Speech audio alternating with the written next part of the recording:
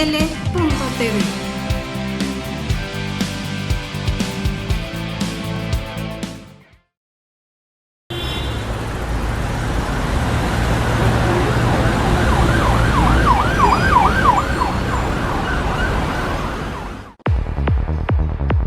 Si yo fuera servidor público.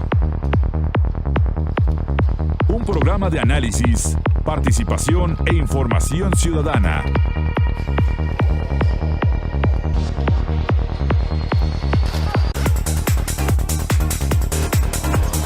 Si yo fuera servidor público.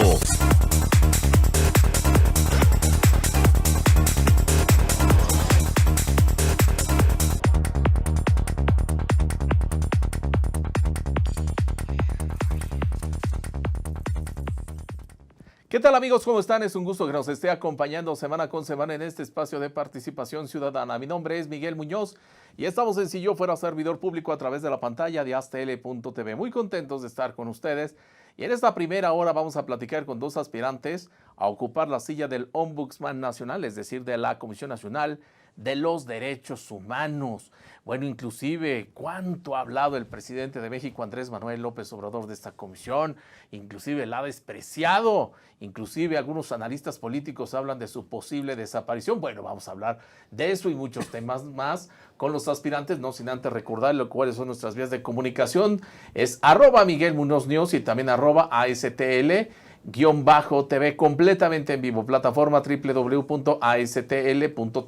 Estamos en el Facebook Live también, el personal de Miguel Muñoz, vamos a estar un ratito, unos minutos ahí, y ya posteriormente vamos a estar aquí completamente en la plataforma de astl.tv. La segunda hora también vamos a tener un tema para algunos obviamente polémico, que va a ser el aborto, y vienen los del Frente Nacional por la Familia, que por cierto, ahí hay un temita que quiero platicar aquí con los aspirantes, que por los derechos humanos, ahí entramos todos, por eso yo creo que es muy interesante esta hora que vamos a platicar, así que me da mucho gusto aquí darle la bienvenida a los dos aspirantes a la Comisión Nacional de los Derechos Humanos.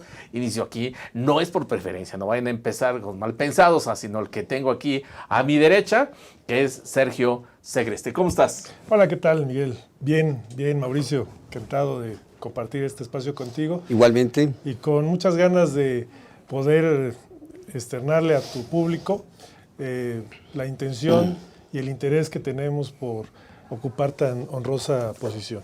Perfecto, muchas gracias, Sergio.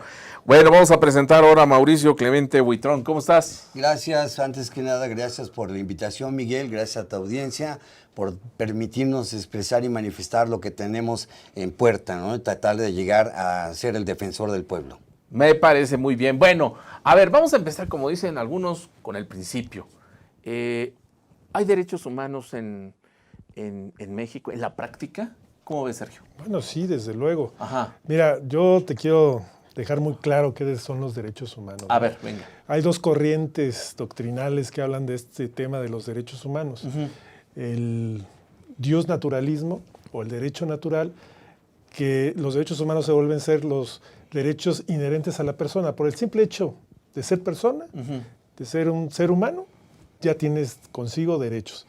Y hay otra corriente de opinión que habla el jus positivismo, el derecho positivo, que habla que son los derechos que le otorga el Estado, uh-huh, a las personas, a los ciudadanos. Uh-huh. Entonces, si tú me preguntas, ¿tenemos derechos humanos en México? Desde luego que sí, okay, y esos están consagrados en nuestra Constitución y en todas las leyes que de ella emanan, y también en los tratados internacionales que ha firmado nuestro país y que ha ratificado el Senado de la República. Entonces, sí hay derechos humanos en nuestro país, desde luego, y es obligación de todos hacerlos valer y respetarlos.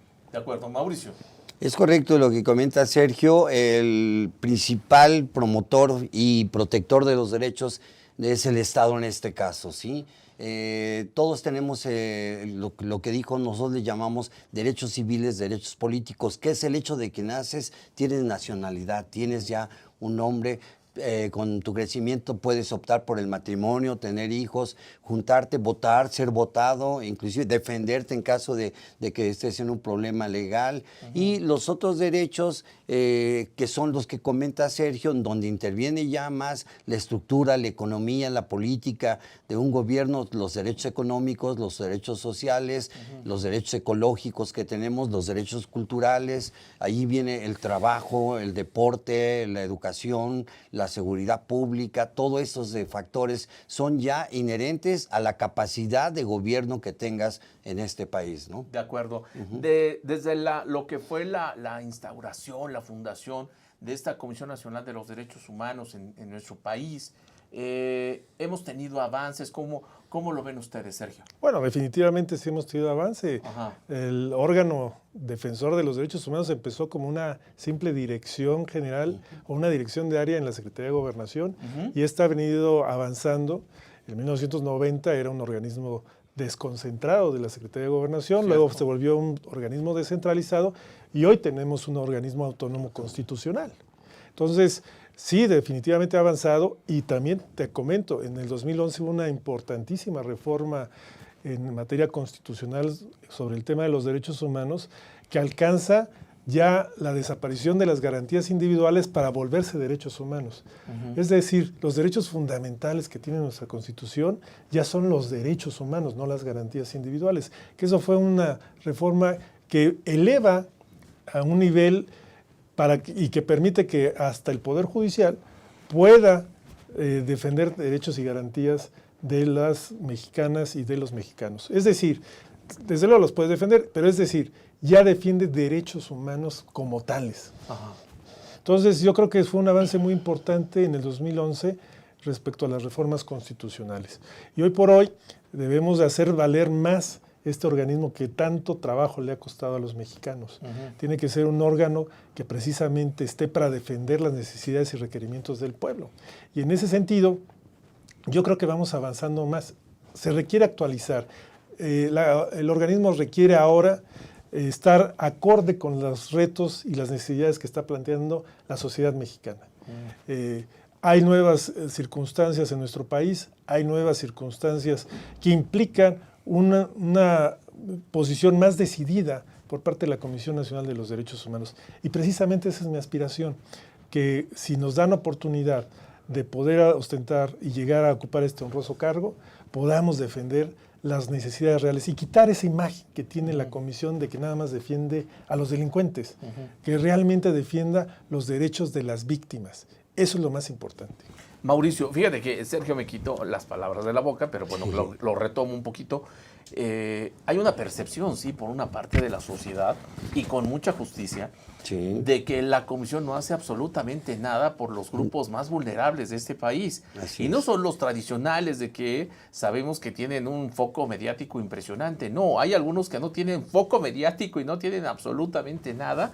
Y ni la comisión estatal, ni la nacional, ni nadie absolutamente los pela, hace nada por ellos.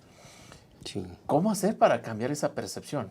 No está fácil, ¿no? No, definitivamente es la parte más álgida de la Comisión Nacional. Ahorita de llegar a la presidencia, uno de los puntos fundamentales va a ser limpiar un poquito la imagen que tiene la Comisión, en virtud de que la mayoría de los ciudadanos consideran que la Comisión Nacional de los Derechos Humanos lamentablemente dicen que defienden a delincuentes. Y esa es una percepción que lamentablemente se ha consolidado. No se defiende al delincuente. El precepto fundamental de los derechos humanos universales es el ser humano, es la familia humana. Si un delincuente ya perdió su libertad y está purgando una sentencia, bueno, ya perdió la libertad, pero él sigue teniendo derechos. Y lo que observa la Comisión Nacional de los Derechos Humanos es el procedimiento que esté establecido en los códigos de procedimientos penales. Si el Ministerio Público, hoy fiscal, si la Policía de Investigación, si algún juez se va de ese procedimiento, se desvía, hay abusos de autoridad, rebasan los tiempos que están establecidos en los mismos códigos, entonces vienen nulidades de hecho, y de ahí se derivan que muchos delincuentes o presuntos delincuentes indiciados queden en libertad y la gente, el pueblo dice, fue derechos humanos el que ayudó al delincuente. ¿Y cuál es la percepción? Y siempre lo digo, si no castigas al delincuente, estás castigando al inocente, ¿no? Entonces tenemos que cambiar esa percepción que tienen, limpiarla, enterarle a toda la gente cuál es realmente la función de un organismo autónomo, con autonomía de gestión, con autonomía de presupuesto, de patrimonio, con personalidad jurídica, pero necesitamos tener un poquito más de fuerza para llegar a consolidar y realmente castigar al servidor público que omite su deber, con el cumplimiento de su tarea. Está perfectamente bien establecido en las leyes orgánicas y en la ley de responsabilidad del servidor público cuál es su función, cuál es su deber, y en los artículos 108 y 109 de la Constitución los castigos a que son merecedores. Inclusive el 108 habla el Ejecutivo Federal puede ser inclusive ¿cómo se llama? Acusado de traición a la patria. Ajá. Lo dice la Constitución. A ver, ya te me estás adelantando, pero es que está bueno el tema. A ver, es que acabas de mencionar algo muy importante, porque resulta que el mismo presidente de México, Andrés Manuel López Obrador, que viene de otro partido político, viene de la izquierda, viene desde la oposición, y ha sido un crítico, bueno, incansable de todo lo que es el neoliberalismo, y dentro de esa esfera del neoliberalismo, bueno, también mete organismos como la Comisión Nacional de los Derechos Humanos. ¿Qué opinión les merece, primero, este asunto que para el presidente es exactamente lo mismo? La comisión forma parte de la mafia del poder, del neoliberalismo, y pues no pela las ¿cómo se llama? Recomendaciones. Las recomendaciones que haga la comisión, porque ya le hizo una recomendación. Ya. A ver, yo quisiera aclarar algo que yo creo que es fundamental e importante para la percepción que tiene el público, la gente en general, la sociedad en general, sobre la función de la Comisión de los Derechos Humanos. Uh-huh. La violación a derechos humanos no la comete cualquier persona. Uh-huh. La violación de derechos humanos la cometen las instituciones públicas, los agentes del Estado, los servidores públicos, el agente público, en el ejercicio de las funciones públicas, ¿sí?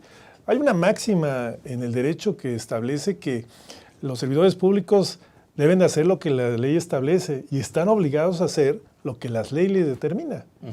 Bajo este principio, la violación a derechos humanos es por acción o por omisión. Si un servidor público también deja de hacer sus responsabilidades, uh-huh, está cometiendo violaciones a derechos humanos. Claro. Cuando un particular comete alguna acción, por ejemplo, la máxima de violación de derechos humanos, que es la pérdida de la vida, ¿sí? Un particular lo que está haciendo es un delito, porque así lo tipifica la ley. Uh-huh. Es decir, priva de la vida a otra persona es un homicidio, no una violación a derechos humanos. Okay. Pero si un servidor público, en el ejercicio de su función, uh-huh, comete la privación de la vida a otra persona, además del homicidio que como persona estaría imputado a responder, también está cometiéndose una violación a derechos humanos porque fue en la actuación de un servicio público. Uh-huh. Y entonces la institución, el servidor público y el Estado son responsables de esta situación, y por eso la Comisión de Derechos Humanos tiene que estar atenta a este tipo de actuaciones del servicio público para que sea total y estrictamente apegado a derecho. De acuerdo. Por eso vivimos en un Estado de Derecho, es precisamente el ejercicio y la aplicación de la ley. Cuando no se acata estos principios, es cuando se cometen violaciones a derechos humanos, repito, por acción o por omisión, uh-huh, y entonces es cuando estos organismos que son vigilantes y garantes de la protección y defensa de los derechos humanos actúan. Y por eso dicen, es que están defendiendo delincuentes. No, estamos supervisando la actuación del servicio público, de la institución pública y desde luego del servidor público. Muy bien. Aguántame tantito porque ya me tengo que ir prácticamente al corte. Un minutito nomás para escuchar tu opinión. Sí, mira, en Amnistía Internacional nos tiene como el principal violador de los derechos humanos en América. Lo manejan como una situación endémica para México. Y esto ha sido a través de toda la historia, desde que llegó los conquistadores de España. Fray Bartolomé de las Casas estuvo defendiendo a los indígenas, a los nativos de aquí. O sea, siempre ha habido violaciones a los derechos, desde la época colonial hasta la fecha, ¿no? Ocupamos el primer lugar junto con Venezuela en América. Qué vergüenza, Muy lamentable, ¿no? sí, la verdad, sí, porque nosotros tenemos una preparación mayor, tenemos un territorio sensacional. El barón de Humboldt dijo que teníamos todo. ¿Dónde está ese todo? Lo estamos perdiendo, lamentablemente, por malas decisiones que se están tomando, ¿no? Y se han venido tomando históricamente. Muy bien. Vamos a la primera pausa. Estamos aquí en Si Yo Fuera Servidor Público a través de la pantalla de aztele.tv. Regreso.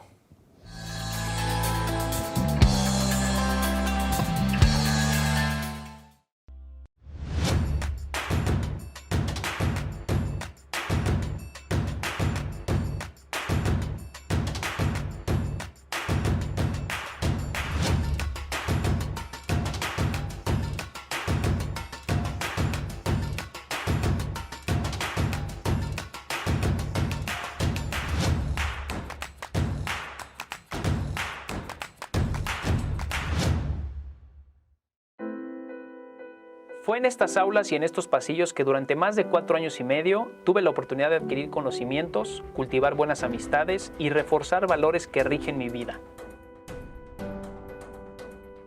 En mi gestión al frente de Jardines de México, trabajando con responsabilidad y honestidad, y en conjunto con un grupo multidisciplinario, hemos podido colocarnos como un punto emblemático del estado de Morelos y llegar a ser reconocidos como el jardín floral más grande del mundo. UNILA es más. Visita unila.edu.mx y conoce nuestra oferta académica.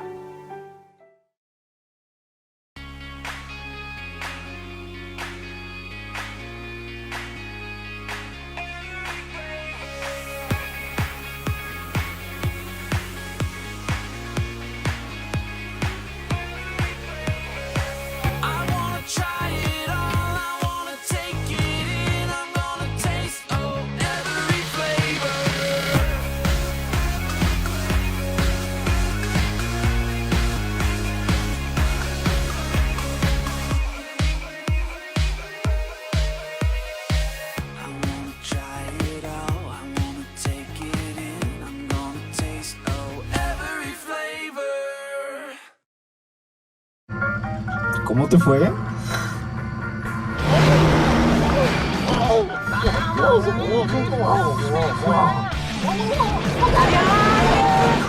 Entonces estás agotado.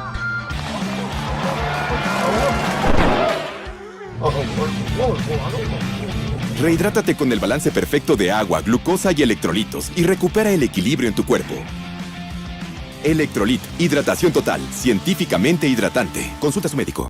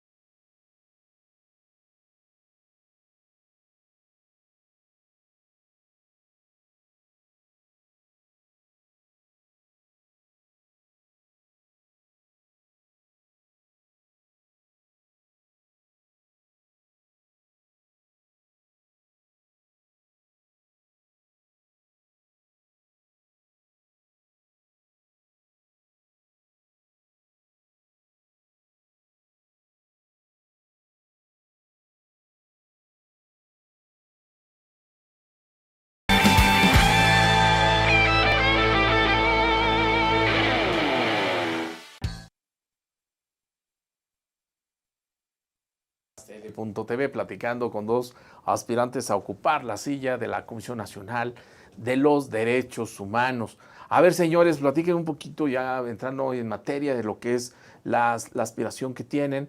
¿Cuántos candidatos hay? ¿Ya fueron todos al Senado de la República? ¿Cómo es el proceso? A ver, ¿quién me quiere contestar? Con mucho gusto. Hay 57 aspirantes inscritos, registrados. ya todos, desde el día 21, 22 y 23 del presente mes, acudimos a las Comisiones Unidas de Derechos Humanos y de Justicia. Es correcto. Y ya comparecimos ante ellas exponiendo nuestros proyectos y programas de trabajo, donde también nos cuestionaron, nos hicieron algunas preguntas los senadores, y de ahí tendrán una semana y media para hacer una auscultación de los resultados de esta comparecencia y de los documentos que entregamos demostrando nuestras capacidades y experiencia, para que de esos 50 y tantos salga una terna que será sometida al Pleno de la Cámara de Senadores y tomar una decisión. Perfecto. A ver, ¿algo más que quieras agregar sobre el proceso? Es correcto lo que comenta Sergio, somos 57 los que estamos pasando el primer filtro para que la Comisión Unida determine quién tiene la idoneidad para el cargo, ¿sí? De acuerdo. ¿Cuándo va a ser en cuanto a las fechas? Más o menos. Hasta el 31 de octubre se estará definiendo la terna. Y la próxima semana. Sí, el jueves, viernes de la próxima semana. La Cámara de Senadores tendrá hasta el día 15 de noviembre para decidir quién deba de ocupar la titularidad, ya que el día 16 debe de haber ya un nuevo ombudsperson. De acuerdo. Sí. A ver, no me contestaron en el bloque pasado lo que les preguntaba en cuanto a la opinión que tiene el presidente Andrés Manuel López Obrador acerca del desprecio, porque es un desprecio finalmente, a la Comisión Nacional de los Derechos Humanos, porque lo ve en la misma esfera del neoliberalismo. Me gustaría que me dijeran su punto de vista, porque finalmente ustedes están aspirando a ocupar esa silla, la cual es despreciada por lo menos al principio de esta administración. Sí, Mauricio. Mira, no es de neoliberalismo, definitivamente no. No, a mí me queda claro México, que no lo es, ¿no? Junto con muchos países en el mundo, tenemos convenios internacionales. El principal es ¿cómo se llama? Con la ONU, tenemos, y con la Interamericana en Costa Rica, en Ginebra, en Roma, tenemos con la Organización Internacional del Trabajo, que protege a los indígenas, adultos mayores, a niños, adolescentes. Tenemos convenios internacionales en donde el precepto fundamental es la igualdad, la libertad y la vida. Esos son los tres preceptos fundamentales, ¿no? Sí. Entonces, aquí no hay neoliberalismo, definitivamente. Ahorita, actualmente, voy a hacer un paréntesis, estamos nosotros defendiendo una guardería infantil, una estancia infantil en Izcalli, Cuautitlán Izcalli, que la pretenden cerrar porque argumentan que hay posibilidades de una inundación, un fenómeno hidrológico. Ya hice un estudio, ya hice una opinión técnica, y de acuerdo a datos y al mapa de riesgo, no es hasta ahorita, aunque como perito no puedo decir que al 100%, pero ¿qué pasaría con las 100 madres y los 100 niños que quedaban vulnerables en el caso de cerrar esa guardería? Afectarían el desarrollo social y familiar de esas personas, porque la mujer tendría que buscar un empleo o buscar en dónde deja a su pequeño mientras ella trabaja. ¿Qué ha pasado en estos casos? En un porcentaje importante, muchos de esos pequeños han sido inclusive abusados, ¿no? De hecho, así rápido te comento, Educación Pública ocupa el 4º lugar en quejas en la Comisión Nacional de los Derechos Humanos, prevaleciendo los servicios médicos en primer lugar, con más del 50% en quejas que generan por negligencia médica, por omisión de medicamentos, por no atender a las personas. El otro día llegó un luchador, ¿cómo se llama?, maltratado, con una posible fractura, y le dijeron que no, que porque él se la había buscado. Imagínate si yo me lanzo de un puente y me quiero suicidar, pero no muero. Ah, no, se quiso matar, pues ya déjenlo que se muera. Claro que esa no es la función, ni ni el objetivo de los servicios médicos, es salvaguardar la vida. Ellos hicieron un juramento hipocrático, los doctores, para salvar a la gente. No por el hecho de que yo me busque andar en moto a 120, no lo curen porque él quería, ¿no? Entonces, sí se me hace un abuso de autoridad ahí, vulnerando los derechos que tenemos de la seguridad social. De acuerdo. Es un punto muy fundamental. Muy bien. A ver, otro punto también importante, y junto con pegado con lo que yo les preguntaba, en cuanto a la percepción que tiene el presidente López Obrador acerca de la comisión. algunos analistas políticos, algunos grupos políticos también, ligaban a la comisión pues, con el grupo político en turno que estaba en el poder, con el PRI, los 12 años que estuvo el Partido Acción Nacional. Y en esta ocasión ya dijimos cuál es el punto de vista del presidente López Obrador. Estaríamos esperando que el nuevo titular de la Comisión Nacional de los Derechos Humanos fuera afín a la forma de pensar del actual presidente de México. Y lo pregunto, o sea, es obvia la respuesta que voy a escuchar de ustedes, pero es que lo pregunto así, digamos, tan obvio, porque resulta que el titular de la Suprema Corte de Justicia, Arturo Saldívar, resulta que el señor es abiertamente pejista, pero abiertamente pejista. Y entonces, como el señor es pejista, entonces tiene todo el apoyo del Poder Ejecutivo. ¿Qué opinan ustedes? Mira, si me lo permites, yo... Un minuto y un minuto, ¿no? Yo comentaría algo muy concreto, ¿no? Sí. Uno de los valores fundamentales de la Comisión Nacional de los Derechos Humanos es su autonomía, Sí. su capacidad técnica. No puede estar sujeto a vaivenes políticos. Uh-huh. Y bueno, tradicionalmente quien ha ocupado esta posición ha sido gente egresada de la UNAM, del Instituto de Investigaciones Jurídicas, ha demostrado autonomía. El último presidente, Raúl González, entró en una confrontación con el presidente y esto ha implicado, pues como tú lo señalas, un desprecio del presidente hacia la Comisión Nacional, tanto que no estuvo presente en el último informe de la Comisión Nacional. Yo creo que la Comisión tiene que tener muy claro su papel. Sí. Tiene que haber una comunicación, una coordinación y debe de atender los señalamientos, el Ejecutivo, el Legislativo y el Judicial, que hagan la Comisión en aras del ejercicio de su competencia y de sus facultades en defensa de los derechos y de la protección de los derechos humanos. Entonces, creo que debe de entenderse claramente ese papel que debe jugar la Comisión Nacional de los Derechos Humanos en el ejercicio de sus funciones y no llegar tampoco a una confrontación abierta, pública, en donde simplemente se desgasten las instituciones y las personas, ¿no?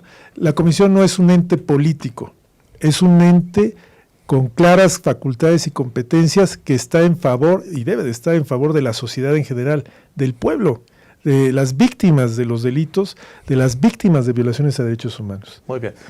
Me tengo que ir a la pausa, regreso contigo, por supuesto, sí, claro. Mauricio. Estamos aquí en Si Yo Fuera Servidor Público a través de la pantalla de astl.tv. Regreso.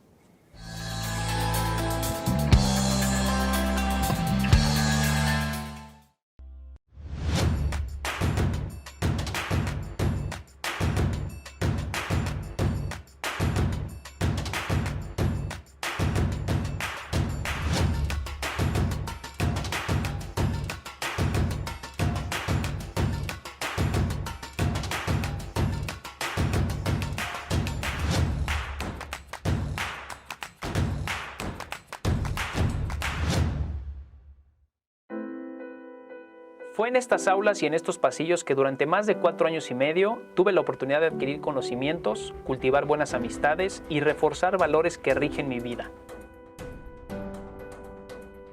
En mi gestión al frente de Jardines de México, trabajando con responsabilidad y honestidad, y en conjunto con un grupo multidisciplinario, hemos podido colocarnos como un punto emblemático del estado de Morelos y llegar a ser reconocidos como el jardín floral más grande del mundo. UNILA es más. Visita unila.edu.mx y conoce nuestra oferta académica.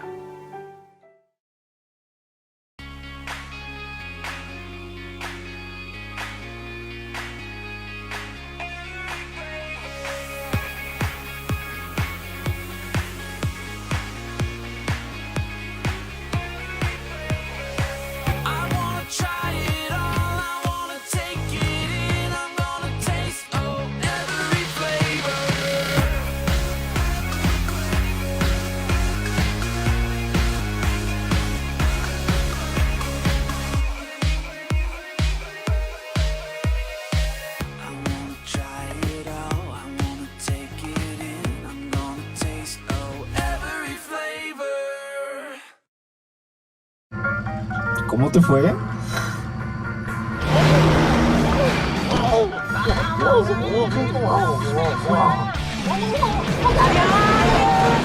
Entonces estás agotado.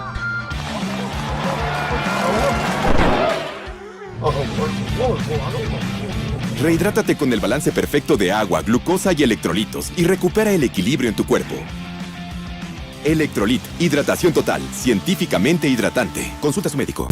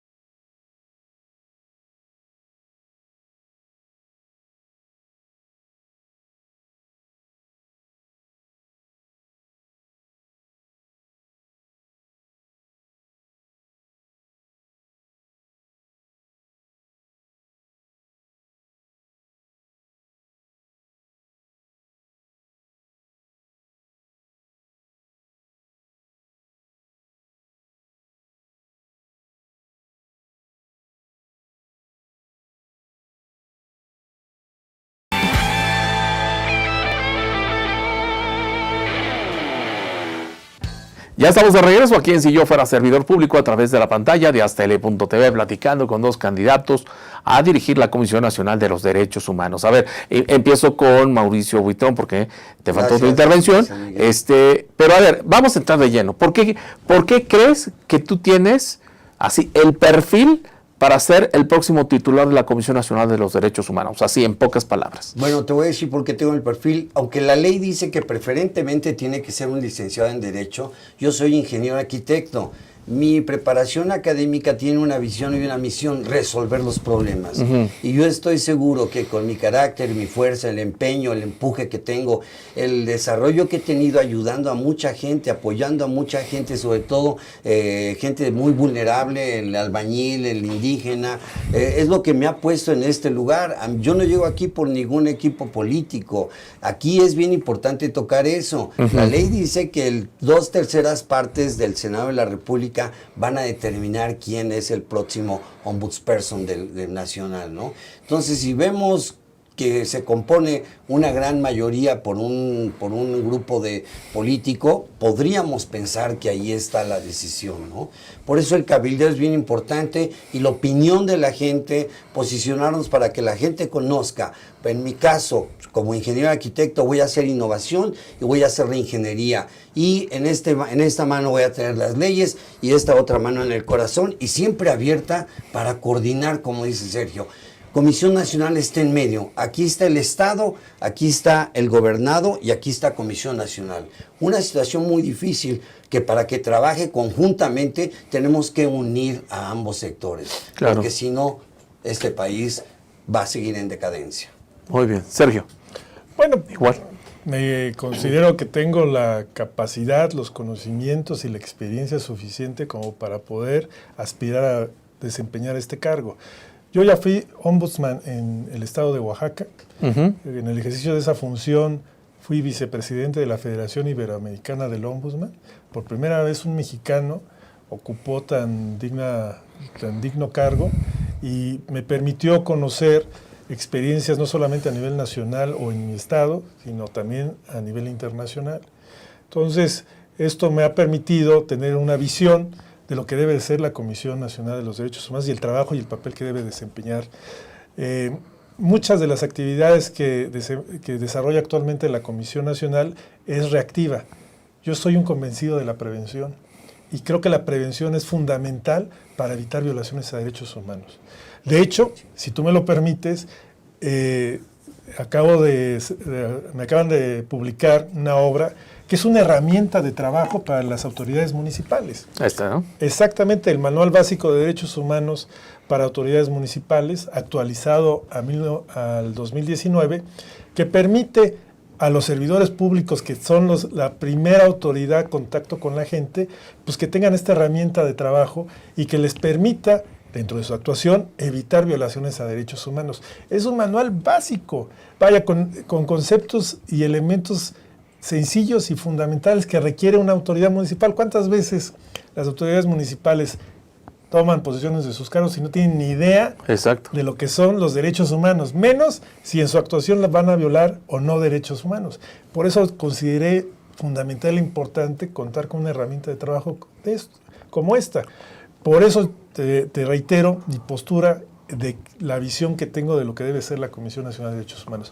Un órgano que capacite, que difunda, que promueva los derechos humanos, que difunda esta capacitación a servidores públicos para que en el ejercicio de las funciones se cometan menos violaciones a derechos humanos y no haya recomendaciones que no se cumplan, o que haya tantas quejas, o que la gente se sienta vulnerable, o que crea que el organismo defiende a los criminales nada más. De acuerdo. Eso es fundamental y esa sería mi propuesta y mi idea para la Comisión Nacional de los Derechos Humanos. De acuerdo. A ver, ¿cuál fue su sentir a la hora de estar ahí en el Senado de la República? No sé, pero es como el equivalente, ¿no? A estar con los sinodales, ¿no? Es más menos igual, o con los mismos nerviositos, ¿no? Cuando uno se va a titular. Pero me parece que sí tuvo que haber sido muy interesante. A ver, platíquenos la experiencia que tuvieron y cada uno de ustedes. Bastante. En el momento que me llamaron, bueno, ya salió en la convocatoria. Ajá. Posteriormente a la convocatoria, todos enviamos nuestro currículum, nuestro proyecto de trabajo, Sí. en fin, varios datos que tenemos que adjuntar, ¿no? Que somos ciudadanos mexicanos, varios datos. Una vez que lo recibe las Comisiones Unidas, lo revisan y si cubres el perfil y esos requisitos, ingresas y te programan para una comparecencia que fue la que hicimos lunes, martes y miércoles, ¿no? Los Correcto. 57 aspirantes, ¿no? Es más difícil y más duro que un examen profesional. Porque el examen profesional estás con los maestros que conocen, con tus maestros, tus sinodales Sí, son claro. los que te conocen tu proyecto, conocen tu desempeño en la escuela y estás en casa, estás en tu escuela, ¿no? Pero aquí estás ante la representación del pueblo. El Congreso de la Unión es el organismo después del presidente más fuerte que tenemos, ¿no? Entonces sí entras de repente en nervios y ahí no la vaya a regar y no la vaya yo a regar. En lo personal, yo no había estado en una situación de esta índole. Fue la gente la que me impulsó y quieren que yo los represente porque he demostrado mucha entrega para ayudar a niños discapacitados sobre todo. Hemos visitado asilos para ayudar a personas de la tercera edad. Hemos ayudado a mucha gente que tiene problemas con su vivienda, el derecho a la vivienda, el derecho del trabajo. No soy abogado, pero no necesito ser abogado para defender al pueblo. Mi padre no era abogado, era contador y defendía a todo mundo. Eso lo traigo en la sangre y es mi propuesta. Luchar y pelear siempre con la ley aquí y con esta mano en el corazón, como ya lo dije. Muy bien. Sergio, ¿cómo te sentiste? Muy bien, vaya, fue una experiencia. En mi caso no es nueva, yo he compadecido en congresos. El Congreso del Estado de Oaxaca, cuando serví como ombudsman del Estado. Y bueno, he tenido oportunidad dentro de mi desarrollo profesional de poder acudir al Poder Legislativo a compadecer en otros tipos de temas o a participar en reuniones o en foros abiertos donde el Poder Legislativo requiere de la experiencia y conocimientos de técnicos en trabajos legislativos. Lo que yo sí te podría decir es que me sentí muy a gusto, me sentí en un ambiente de conocedores de derechos humanos, que pude externar opiniones en cuanto a mis proyectos, fui cuestionado en cuanto a mis posibilidades y mis aspiraciones en cuanto a qué propondría para la Comisión Nacional de Derechos Humanos. Entonces, pues me sentí muy a gusto, muy en confianza para poder externar estas opiniones. Te quiero comentar que desde muy joven yo he participado en temas de derechos humanos. Soy Premio Nacional de la Juventud en 1987 y soy también Premio Nacional 19 de septiembre por los sismos del 85. Tengo un reconocimiento que me hizo el presidente de los Estados Unidos por estas actividades cívicas que he desarrollado desde muy joven. Y dentro de mi desarrollo profesional, bueno, pues he ocupado cargos honoríficos, he participado en muchas asociaciones y organizaciones no gubernamentales. Y en el servicio público, pues me he desempeñado como secretario ejecutivo de la Conferencia Nacional del Sistema Penitenciario, que me permitió establecer varias acciones y compromisos dentro de los sistemas penitenciarios y cárceles que ha propiciado en algunos casos, porque desafortunadamente en nuestro país las prisiones no son lo que quisiéramos que fuesen, lugares más dignos y más justos para los que tienen o están sujetos a una sentencia y compurgan una pena. Muy bien. Vamos a la siguiente pausa. Estamos aquí en Si Yo Fuera Servidor Público a través de la pantalla de astl.tv. Regreso.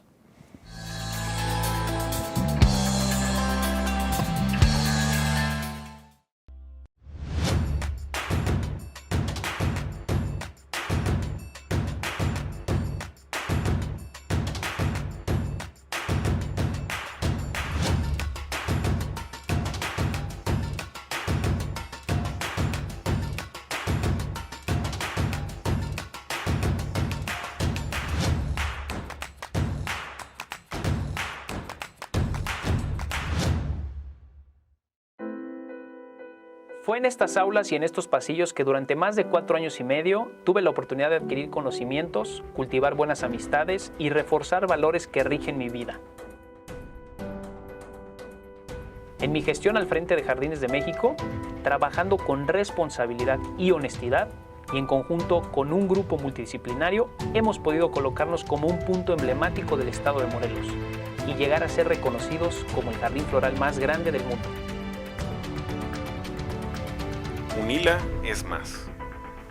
Visita unila.edu.mx y conoce nuestra oferta académica.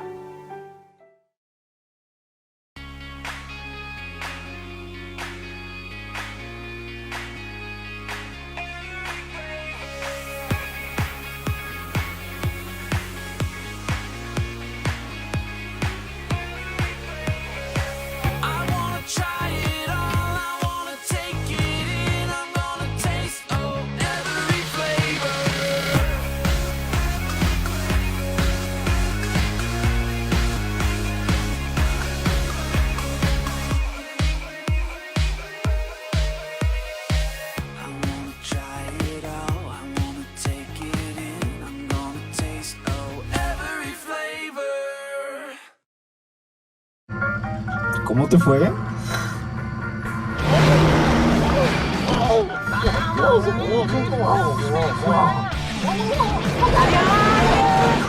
Entonces estás agotado.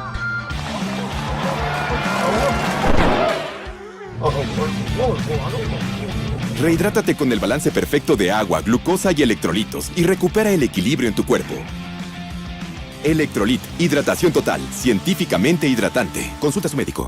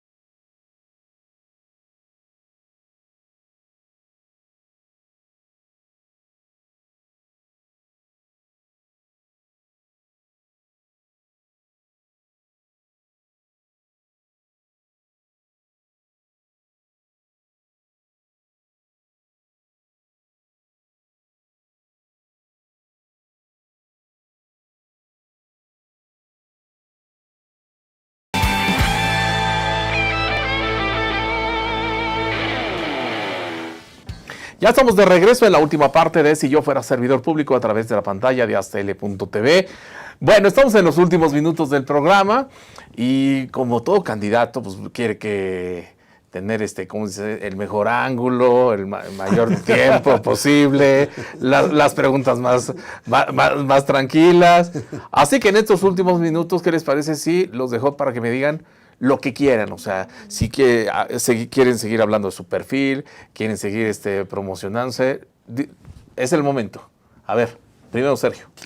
Bueno, yo quisiera hablar más que nada del proyecto de comisión que deseo para nuestro país.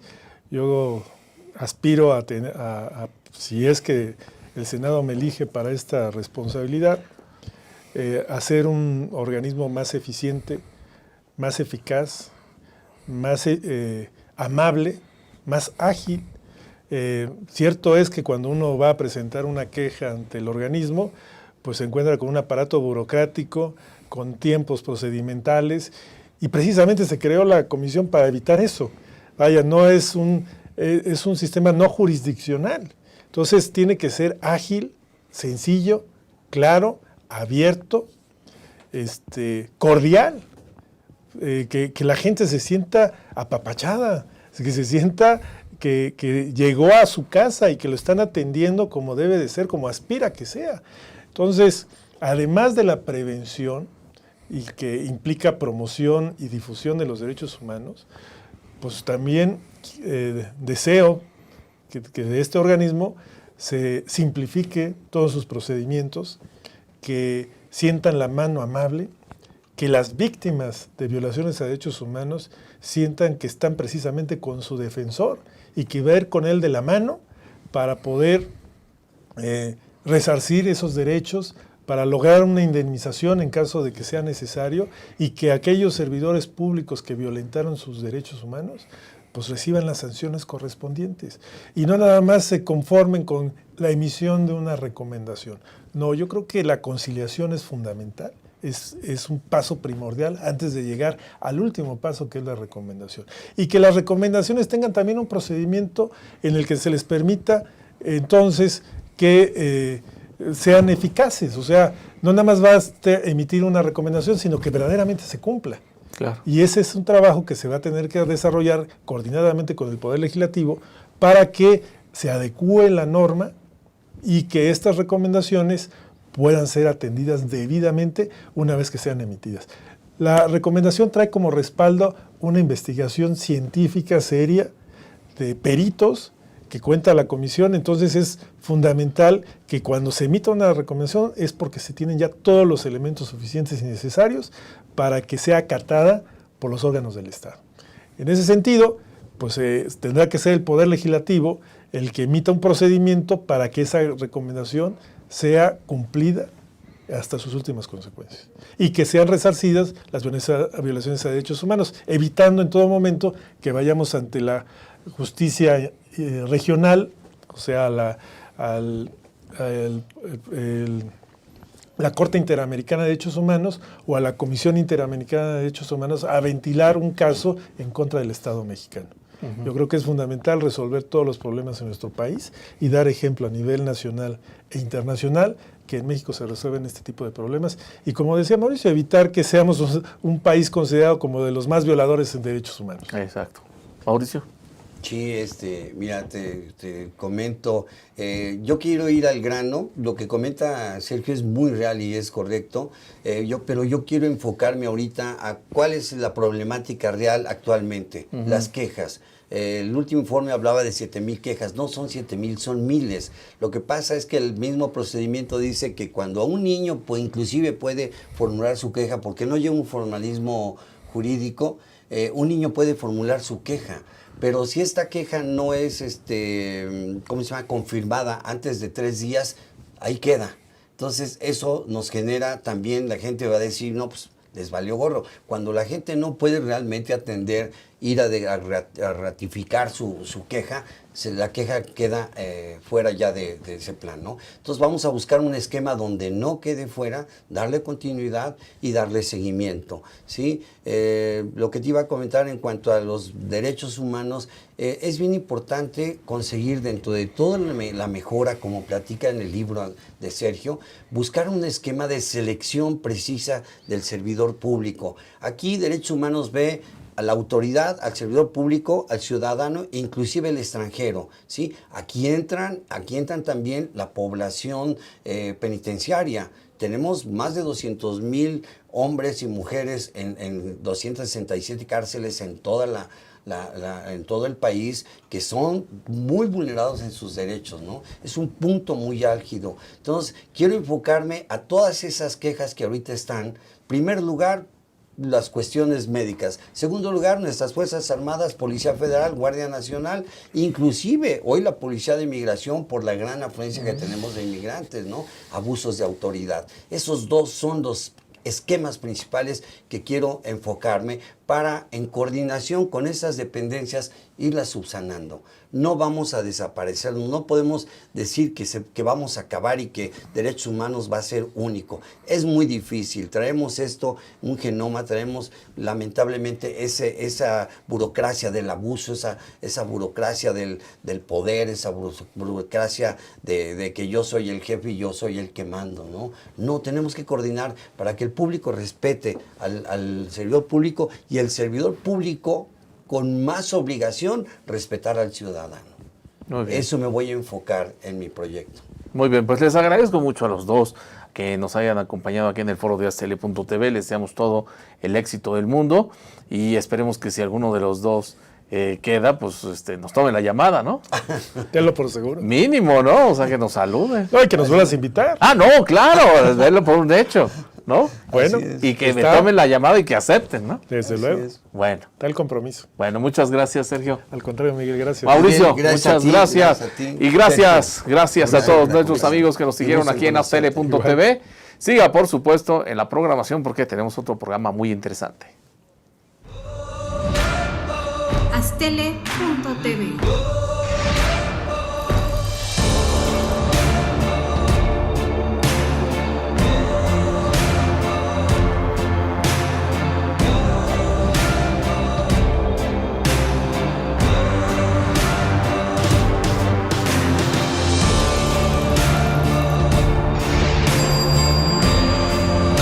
Aztele.tv.